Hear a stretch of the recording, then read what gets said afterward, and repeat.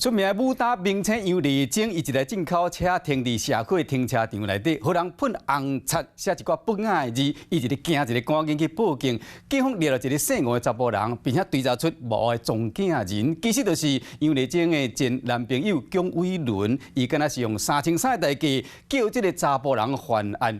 针对这点，杨丽晶表示讲，多谢关心，司法会回一个公道。穿白衫、手提感觉色的塑胶镂铬，内底喷漆的管下，拍开社区安全门，并要去停车场内底过10几分钟，查甫人搁一摆出现。白色保时捷停伫咧停车格内底，车门红喷红漆，写无文雅的字。这台保时捷车主就是有名演员杨丽晶。当时嫌犯就是先进到地下1楼的银行，再经过银行的安全门进到社区的地下停车场，到地下3楼对杨丽晶的车进行喷漆。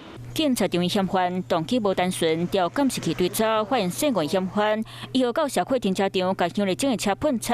无后撞警前，竟然是前男朋友姜伟伦。一开3万3叫吴先生犯案，敢若就是为着过去的婚犯。龚姓犯前到案之后有称在3年前跟这个杨姓被害人交往期间有一些相关的这个债务以及感情的纠纷。警察甲主嫌姜伟伦移送地检署侦办，伊捌参选真侪项公职。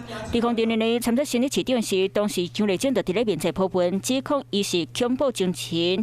这摆保时捷互破拆，杨丽晶讲多谢大家关心，司法会回一个公道。姜伟伦无怪意搁加载说明，敢若讲未来会交予律师处理。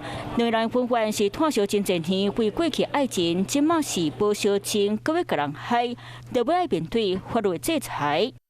Hello， 我是蒋欣梅。想要抢先掌握最及时的新闻资讯吗？赶快订阅、按赞、开启小铃铛，锁定华视新闻 YouTube 频道。